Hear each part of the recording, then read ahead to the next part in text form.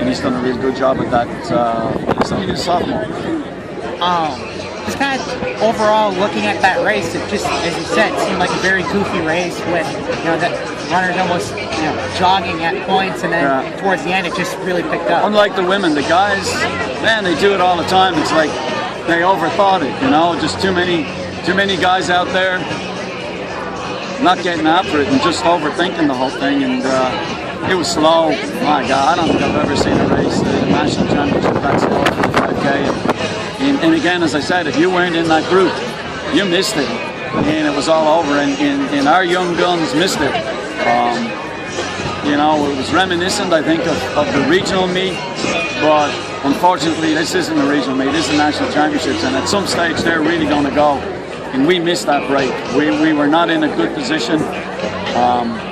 Maybe we're like deer in the headlights a little bit. A little overwhelming for such a young group of guys, but hey, they came through okay over that last 3K, and I think at 8K we were in 16th place. So the move from 16 to 10th is it's commendable. What's your thoughts on keeping the streak alive of top 10 finishes? Now the Badgers have finished in the top 10 in the last 19 NCAA meets. Hey, when you look back at that history, it's incredible. It's bigger than all of us here today. It represents what Wisconsin's all about, and it's exciting. It's exciting for the future of these young guys. Top 10 is, 10 is an arbitrary number. It's one worse than 9, one better than 11. But was it important to be top 10 today? I think so. It's again that streak. We talk a lot about streaks, but I think it's the history. It's what these guys. We talked about it on the bus when we were getting off the bus this morning. It's about, hey, look at this history and what it represents, and it's bigger than all of us. So there aren't a lot of programs that can say that 19 years in the top 10. There's probably, look around here today, there's probably some teams that are here for the first time. Right. And that's exciting for those programs. I remember when I took my first team to this meet, and for looking back on the tradition of Wisconsin, and you just think about it. If you stop for 1 minute and take a deep breath and think about 19 years in the top 10, that's awesome. Yeah. Was this, coming in with as young as you were, was it going to be kind of, whatever happens neat? There was a little bit of that, and you try not to, deflect the pressure from the young guys, and kind of, at the end of the day, it's like you don't want to put too much pressure on them, but you try to take it upon yourself as a coach, and that's what we try to do. And I think their future's pretty good. Yeah. They've just got to get some more training under their belt, and I think they're going to learn a lot from this. And after we talk to them, I'm going to bring them over there. I've got my spot, and we'll talk a little bit about the future, and we'll talk a little bit about coming back here in 2 years and hopefully fight for this championship. So no disappointment, really, or a little bit. There's a little bit, but I thought maybe if we had a real good meet, we could be 5th or 6th. Yeah. I thought getting on the podium was going to be real tough, but weird stuff happens at this. You look at the rankings and some of the teams out there that are on the podium today. It's just one of those meets. Some days it goes your way, and some days it doesn't. I know AJ already asked you about it, but Mal's race. That was incredible. He's just coming along every year. He's getting better. He still has 2 more years at this. Yeah. He just believes in himself. He believes in our training. He believes in the whole process, and his future looks great. Yep.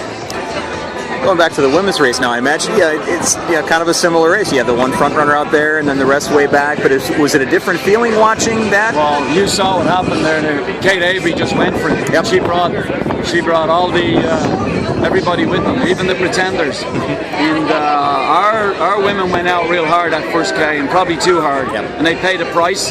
By the time they come up here over at 3K, they were hurting. But they still hung on for 10th place. So probably got a little bit too excited, a little bit too ambitious on that first K, because they got sucked into that by the front runners of Michigan State. This is not the Big Ten. This is the national championships, and you've got to have a presence of mind and keep that presence of mind throughout the whole race.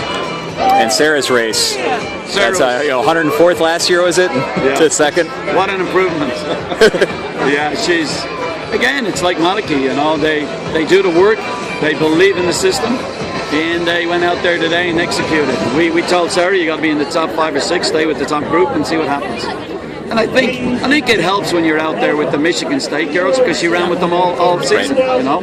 And there's a comfort zone there, knowing who's around you, and I think that helps her along the way too.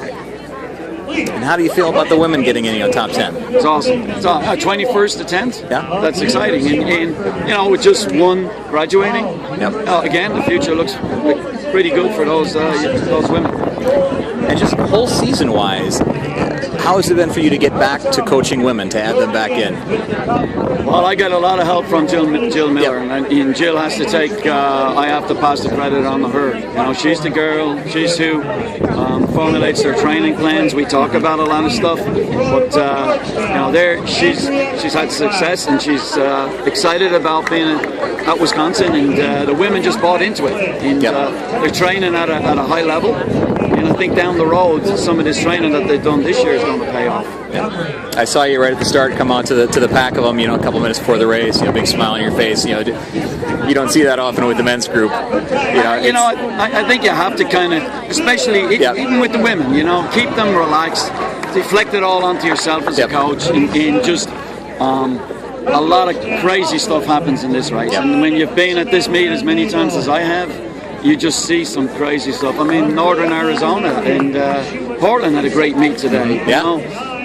Some teams come in here, they're not in the top 10 that were expected to be in the top 10. Just crazy stuff happens. And we went to the guys after the women's race. The women, and we told them, 350 points and you're in the top 10. When they believe that and they see that, you don't have a great day out here. You just got to be solid. It did look, that moment, in the huddle right before the race, like you were enjoying the moment.